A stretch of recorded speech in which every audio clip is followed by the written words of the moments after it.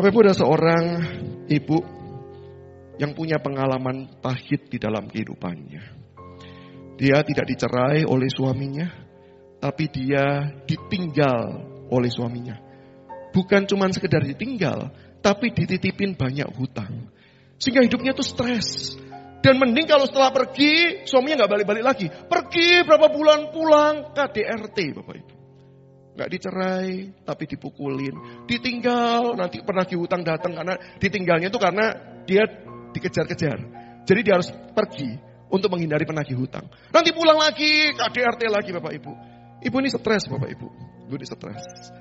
Dia konseling sampai satu kali dia konseling kepada rekan saya. Dan ibu itu berkata begini, Pak, saya mau bunuh diri.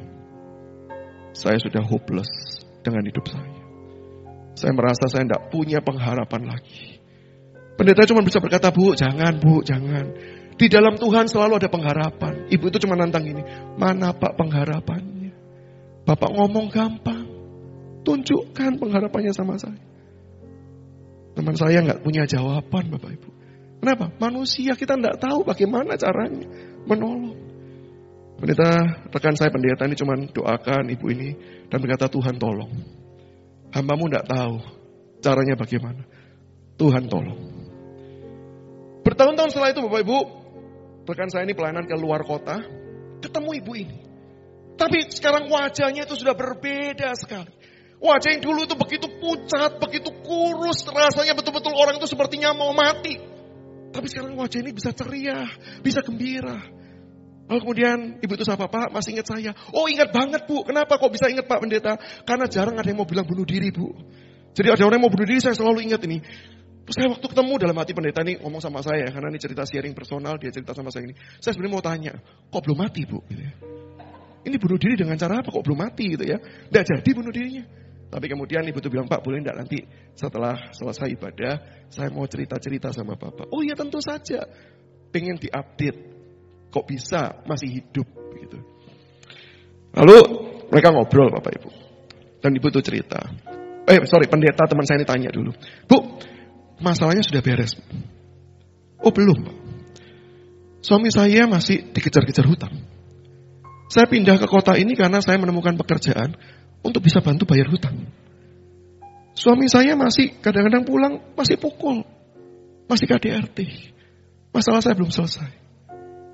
Lalu teman saya ini tanya, tapi kok saya lihat ibu beda banget ya. Dulu sama sekarang. Terus ibu itu cerita gini. Karena saya tahu Pak, apa yang Bapak katakan dulu itu benar.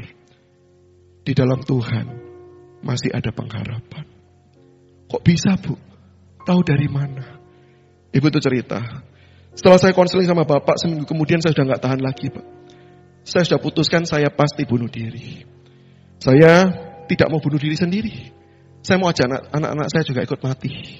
Gak perlu tinggal dengan orang tua yang papa yang model seperti ini. Maka dia antar anak-anaknya pergi ke sekolah. Dia kemudian pergi ke tempat swalayan. Dia beli obat serangga. Untuk kemudian diminum bersama dengan anak-anaknya. Lalu mati. Tapi dia gak mau di rumah. Dia mau cari tempat supaya betul-betul gak gagal. Karena di rumahnya juga tetangganya, mereka tinggal di kampung Bapak Ibu. Jadi tetangganya itu pasti saling tahu gitu satu dengan yang lain. Jadi dia mau pilih tempat untuk bisa mati dengan baik. Jadi ini mau mati pun pikir-pikir tempat Bapak Ibu ya. Jadi dia pikir gimana ya. Di daerah dekat kampungnya itu, keluar dari kampungnya, itu ada satu losmen Bapak Ibu.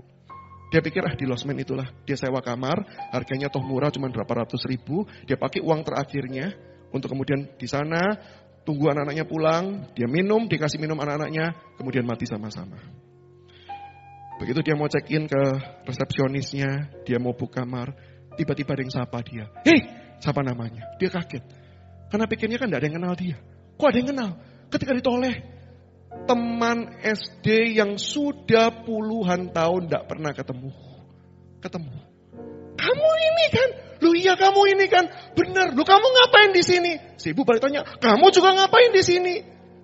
Nah si cowok yang nolong ini cowok. Tanya, lu saya di sini karena losmen ini punya saya. Terus dia balik tanya, kamu ngapain mau di losmen saya? Terus ibu itu bilang, boleh enggak saya cerita personal? Jangan di depan resepsionis. Oh iya. Dia cerita di lobi. saya mau bunuh diri. Kenapa mau bunuh diri? Dia ceritakan masalah keluarganya. Dia ceritakan begitu rupa sampai nangis. Terus orang ini berkata begini, sudah, jangan bunuh diri. Kamu kerja sama saya.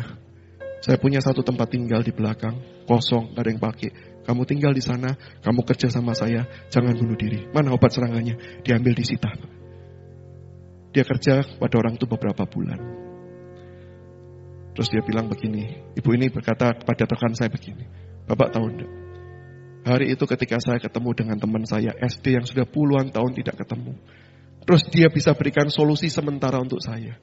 Ketika saya masuk ke kamar, saya tutup kamar yang dia beri untuk saya. Dalam hati saya ada satu suara yang berkata, jangan bunuh diri. Karena ada harapan bagimu. Memang belum terlihat di depan mata. Tapi dia sungguh-sungguh merasa, kok bisa ketemu dengan teman SD-nya? Kok bisa dia mau bantu? Dia gak perlu bantu, tapi kenapa dia mau bantu begitu rupa? Dan dia berkata, itu menjadi tanda buat saya. Tuhan berkata kepada saya, di dalam aku ada harapan. Dan bukankah itu sentuhan personal yang juga Allah berikan di dalam kehidupan kita, pribadi lepas pribadi.